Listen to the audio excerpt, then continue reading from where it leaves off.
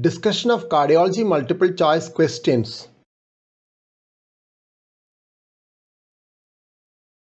Type of respiratory failure in shock. A. Type 1, B. Type 2, C. Type 3, D. Type 4. Correct answer D. Type 4. Type 1 hypoxic respiratory failure, Type 2 hypercapnic respiratory failure, Type 3 perioperative respiratory failure due to atelectasis, Type 4 hypoperfusion of respiratory muscles in shock. Classic cardiogenic shock having hypotension with features of hypoperfusion, needing inotropes and mechanical circulatory support comes under stage dash of the 2019 Society for Cardiovascular Angiography and Interventions classification. A. Stage A, B. Stage B, C. Stage C, D. Stage D.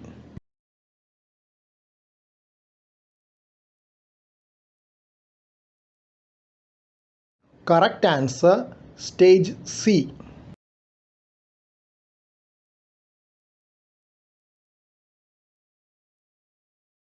Sky has classified cardiogenic shock into stages from A through E.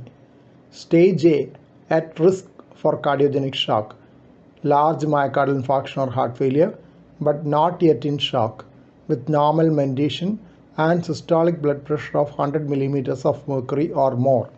Stage B, beginning shock, hypotension or tachycardia without features of hypoperfusion, systolic BP less than 90, mean arterial pressure less than 60 or 30 millimeters of mercury fall in blood pressure. Stage C, classic cardiogenic shock, has hypoperfusion, hypotension, needing inotropes and mechanical circulatory support. Stage D, deteriorating, needs multiple inotropes or mechanical circulatory support to maintain perfusion. Initial interventions have failed. Stage E, extremis, in cardiac arrest with ongoing CPR or ECMO support, nearly pulseless, hypotension despite maximal support.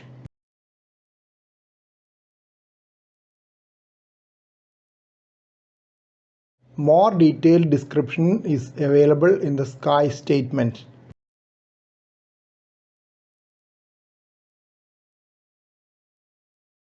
Mean pressure gradient across the aortic wall in moderate aortic stenosis is between A. 20 to 39 millimeters of mercury, B. 40 to 50 millimeters of mercury, C. 50 to 60 millimeters of mercury, D. 60 to 70 millimeters of mercury.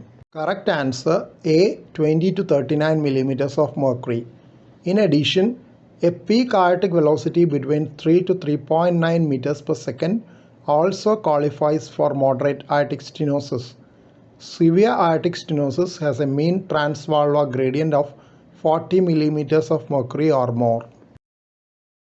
Peak aortic velocity in severe aortic stenosis is taken as 4 meters per second or more. In case of low flow, low gradient severe aortic stenosis, valve area below 1 square centimeter is the cutoff value. Warfarin given in patients with non-valvular atrial fibrillation can reduce ischemic stroke by dash percent.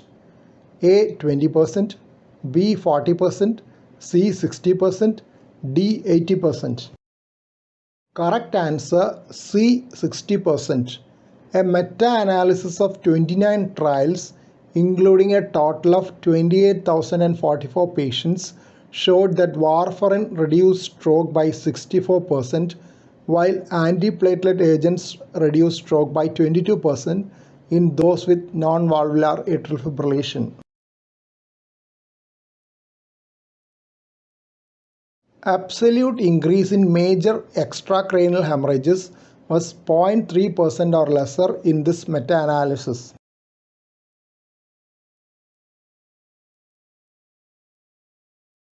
Best maternal outcomes in mechanical prosthetic valves with pregnancy is obtained with A. Low molecular weight heparin, B. Heparin, C. Warfarin, D. Dabigatran.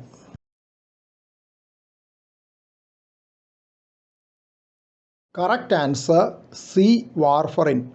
Best maternal outcome in pregnancy with mechanical prosthetic valves is obtained with warfarin. But warfarin is a known teratogen and is associated with lowest number of live births. Low molecular weight heparin probably gives the best fetal outcome, though the maternal risk of thromboembolism is higher. Dabigatran is not recommended for mechanical prosthetic valves even without pregnancy.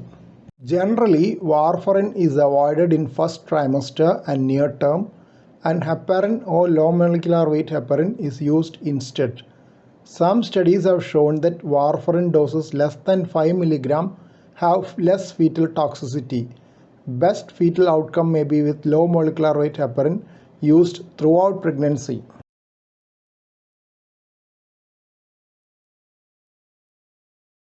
But there is a higher risk of maternal thromboembolic events compared to warfarin.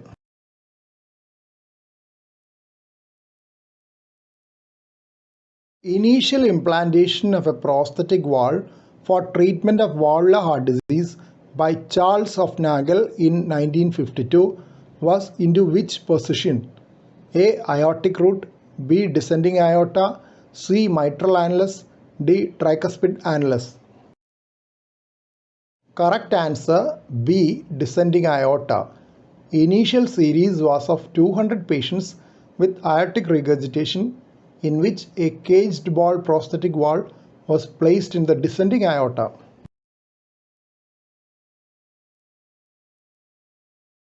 Peak incidence of atrial fibrillation after cardiac surgery is on A. Day 1, B. Day 2, C. Day 5, D. Day 8.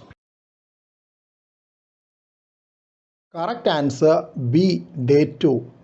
Peak incidence of post-cardiac surgery AF is on second postoperative day. European guidelines on the prevention of postoperative AF after cardiac surgery give a class 1 recommendation with level of evidence A for perioperative administration of beta blockers. It may be noted that AF is one of the most common complications after cardiac surgery, and it can increase morbidity and mortality. They may need prolonged ventilatory support and increased length of hospital stay. Risk of renal failure and stroke can be increased.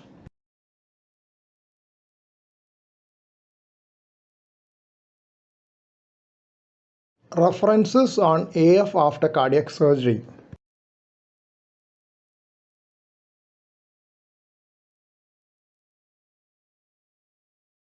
This image is of A. Echocardiogram in calcific mitral stenosis, B. CT scan in aortic stenosis, C. Bicuspid aortic valve on echocardiogram, D. MR image of aortic valve. Correct answer A. Echocardiogram in calcific mitral stenosis. The image is the cross-section at the level of mitral valve in parasternal short axis view. LV left ventricle, RV right ventricle, both mitral leaflets are grossly thickened. Posterior mitral leaflet shows dense calcification, while anterior mitral leaflet shows areas of fibrosis and calcification. This chest X-ray of a person with prosthetic mitral valve shows A. Right atrial enlargement, B. Left atrial enlargement, C. Biatrial enlargement, D. None of the above.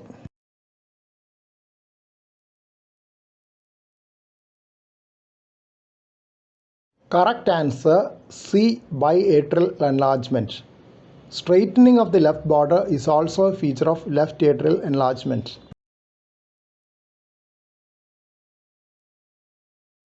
Upper lobe vessels are prominent, indicating pulmonary venous hypertension. These findings could be either a residue of findings which were there prior to mitral valve replacement or reappeared later due to prosthetic valve dysfunction. Which of the following agents is given only after assessing coronary anatomy by angiography in acute coronary syndrome? A. Ticlopidin, B. Clopidogrel, C. Prasugrel, D. Ticagrelor.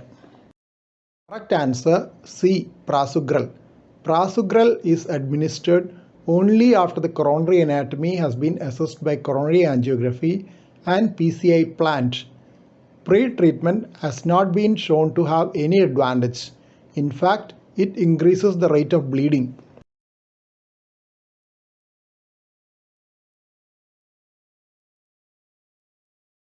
Relevant reference on Prasugrel pre-treatment.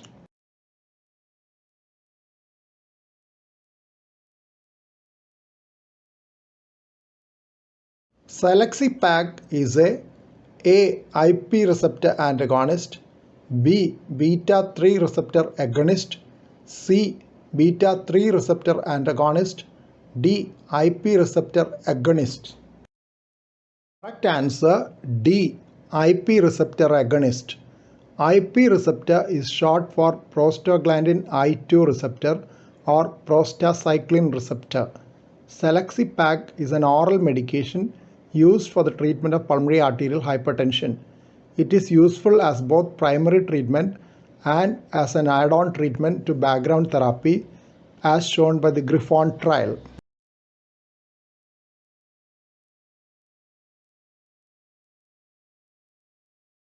Reference of Griffon trial on Selexipag.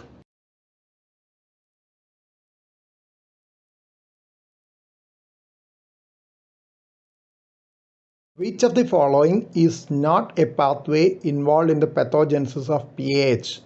A. Endothelin pathway, B. Nitric oxide pathway, C. Prostacyclin pathway, D. Pentose phosphate pathway. Correct answer D. Pentose phosphate pathway. All the other three are important pathways in the pathogenesis of PAH. Medications used in the treatment act on these pathways. Endothelin pathway blockers are bosentan, ambrisentan and macitentan. Nitric oxide pathway, sildenafil, tadalafil, vardenafil, that is phosphodiesterase 5 or PDE5 inhibitors.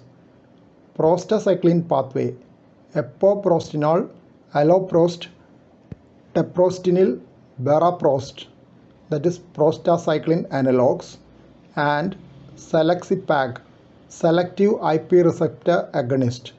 IP receptor is short for prostaglandin I2 receptor or prostacyclin receptor.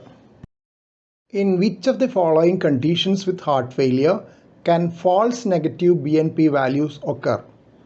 A. Myocardial infarction, B. Dilated cardiomyopathy, C. Mitral stenosis, D. Mitral regurgitation. Correct answer C. Mitral stenosis. False negative BNP can occur in obesity, flash pulmonary edema, that is BNP elevation may be delayed, and mitral stenosis, that is heart failure without dilatation of left ventricle. False positive BNP can occur in old age, renal failure, myocardial infarction, and cor pulmonale. Leads not included in the Sylvester QRS scoring for estimation of infarct size. A. Lead 3 and AVR, B. Lead 1 and AVL, C. Lead 2 and AVF, D. None of the above. Correct answer A. Lead 3 and AVR. Sylvester QRS scoring system is a 50 criteria 31 point scoring system which was developed for estimating the infarct size from ECG. Each point on the scoring system will account for 3% of left ventricular myocardium. The scoring system used 10 of the standard 12 leads with weighting for each criteria ranging from 1 to 3 points. Lead 3 and AVR are not included in this scoring system. Pathological QA in any lead gets 1 point each on the scoring system. Other criteria depend on the R by S and R by Q ratios and R wave amplitudes. It is difficult to do the scoring manually and hence it has not become very popular for clinical use. Computerized algorithms have been developed for automatic scoring. Chemotherapeutic agent well known to cause coronary vasospasm.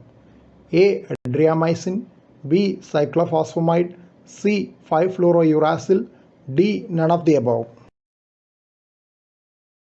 Correct answer C. 5-fluorouracil. 5-fluorouracil and its orally active prodrug capistabine are fluoropyrimidines belonging to the class of antimetabolites used for treatment of malignancies of breast, head and neck tumors and gastrointestinal tumors. Mechanisms of coronary vasospasm are 1. Endothelial cell damage with cytolysis and denudation. 2. Increased endothelin-1 bioactivity leading to vasoconstriction. When high-dose infusions are given, coronary vasospasm with angina, arrhythmia, or even sudden death can occur in up to 5% of the patients. Vascular toxicity generally occurs within 72 hours of the first cycle of chemotherapy. Capistabine also had cardiac events in about 3% in a cohort, and it was more when combined with oxaliplatin and bevacizumab. Generally, symptoms are reversible but can recur on rechallenge, and relapse has higher mortality. Cardioprotection with a combination of nifedipine and diltiazem along with long-acting isosorbide mononitrate has been used successfully during rechallenge. Rechallenge should be in a bolus rather than infusion and should be with informed consent, pre-treatment with aspirin, continuous monitoring, nitrates and calcium channel blockers, ideally in a coronary care unit, and to be considered only if there is no other reasonable alternative cancer therapy. Effect of veno-arterial ECMO on left ventricular afterload.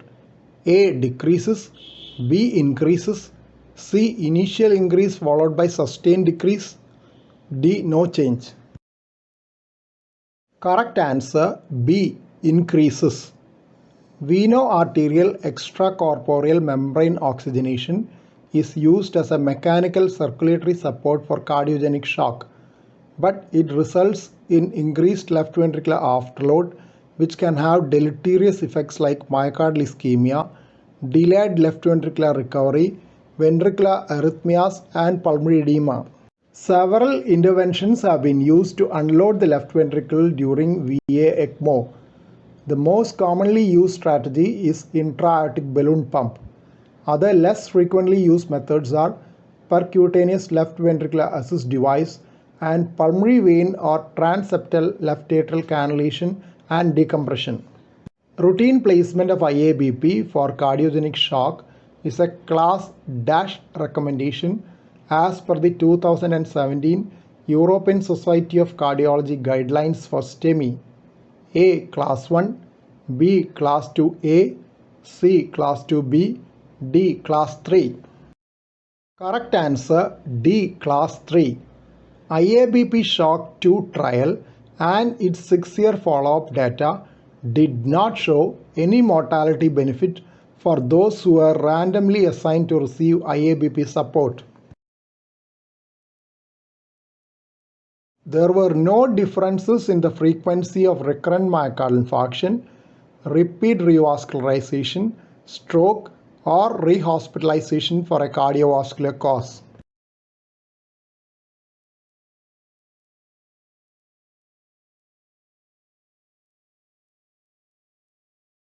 References on IABP in cardiogenic shock.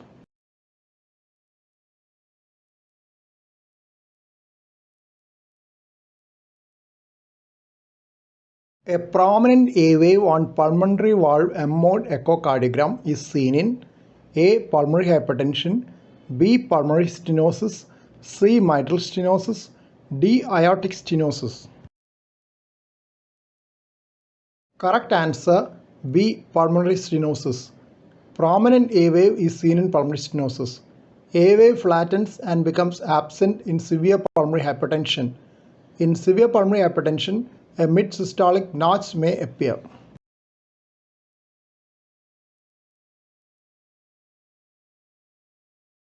A prominent pulmonary valve mode A dip has also been described in endomyocardial fibrosis.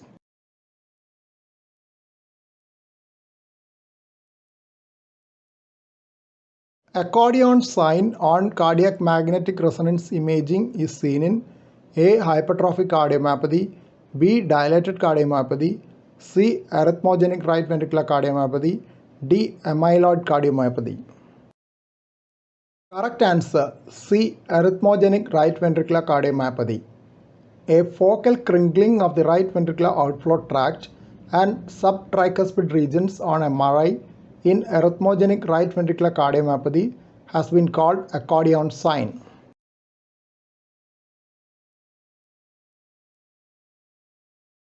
It was observed in 60% of the mutation carriers and none of those without the mutation.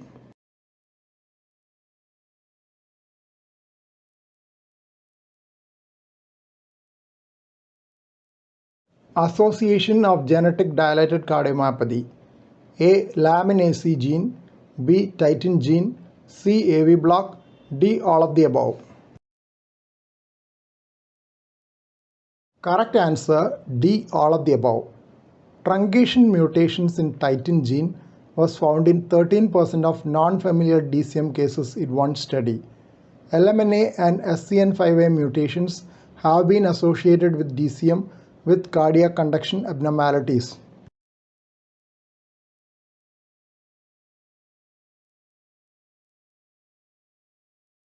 References on genetic DCM.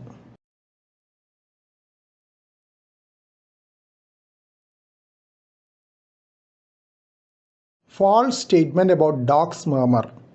A. Early diastolic murmur. B. Due to pulmonary regurgitation. C. Due to stenosis of left anterior descending coronary artery. D. Heard in the third left intercostal space. Correct answer B. Due to pulmonary regurgitation. Early diastolic murmur of hypertensive pulmonary regurgitation is called Graham-Steele murmur. Dog's murmur is an early diastolic murmur heard in coronary artery stenosis.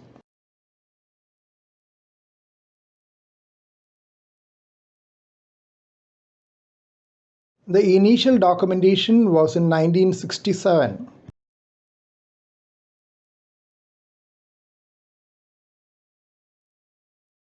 Radioactive tracer used for detection of active foci of inflammation or metabolism in infective endocarditis is A. Rubidium-82, B. Nitrogen-13 ammonia, C. Oxygen-15 water, D. Fluorine-18 fluorodeoxyglucose.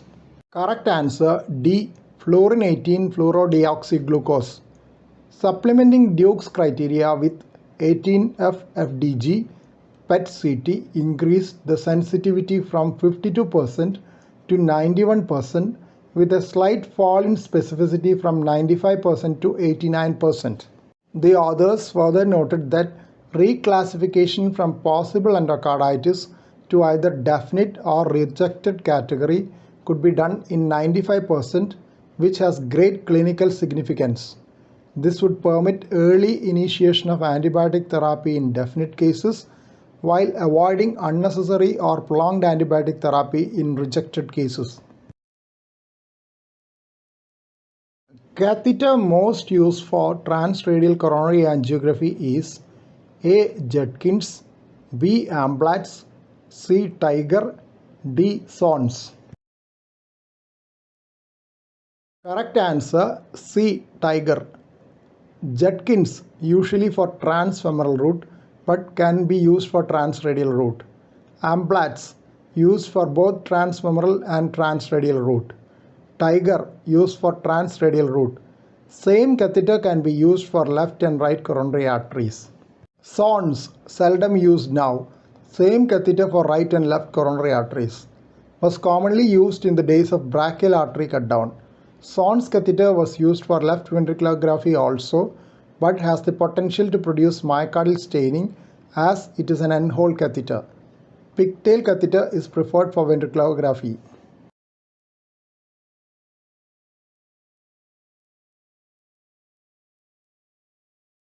Tiger transradial coronary catheter.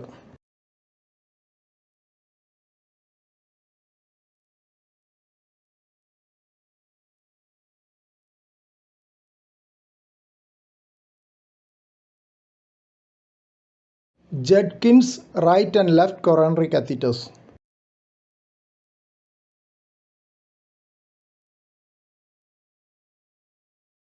According to Ellis classification of coronary perforations during percutaneous coronary interventions, pericardial or myocardial blushing is A. grade 1, B. grade 2, C. grade 3, D. none of the above.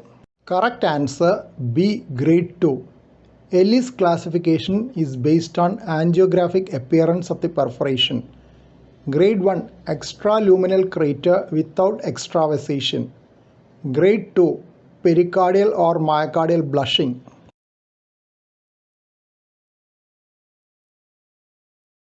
Grade 3 perforations of 1 or more millimeter diameter with contrast streaming or spilling.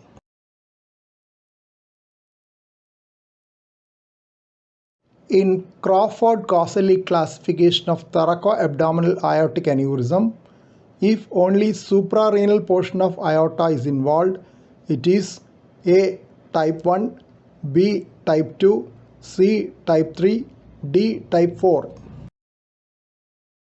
Correct answer A. type 1. Type 1 only suprarenal portion of aorta is involved. Type 2 entire thoracoabdominal descending aorta is involved up to the bifurcation. Type 3 distal half of descending thoracic aorta and abdominal aorta up to the bifurcation is involved. Type 4 entire infradiaphragmatic portion of descending aorta is involved.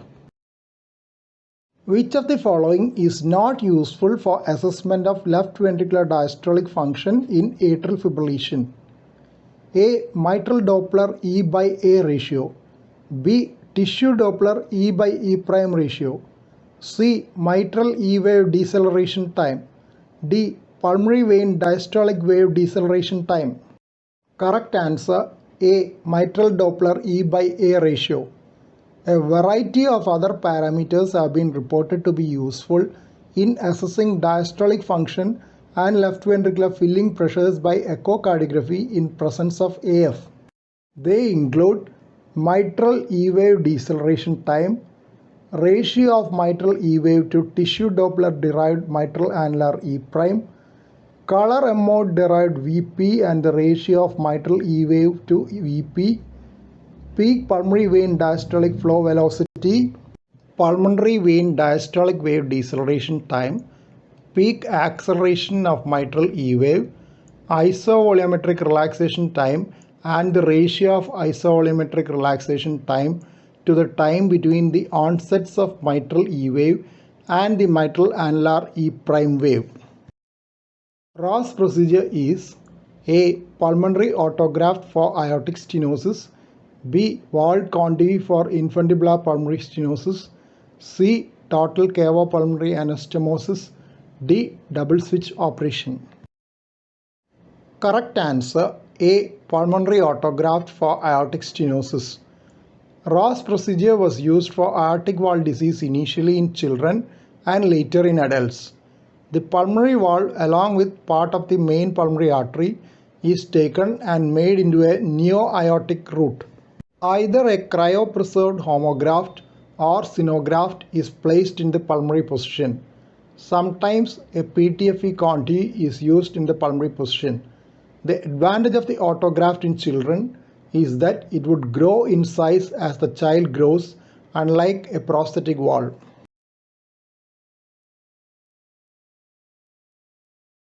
A study has reported 90.7% 10-year survival after Ross procedure in adults.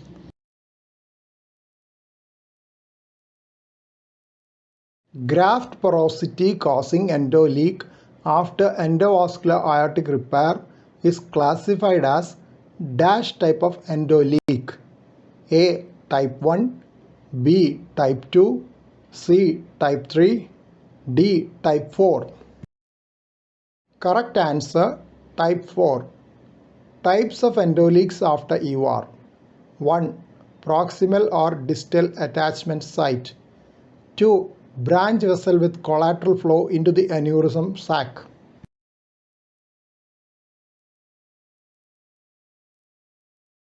3. Modular disconnection and fabric tear. 4. Graft porosity. 5. Endotension.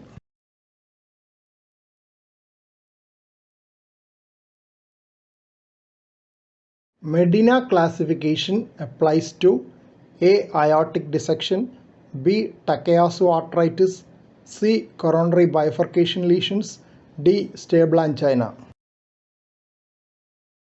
Correct answer C. Coronary bifurcation lesions. Medina classification of coronary bifurcation lesions involves assigning a binary value 1 or 0 to each of the three components of a bifurcation: proximal region of main branch, distal region of main branch, and the side branch, depending on whether they have more than or less than 50% lesion.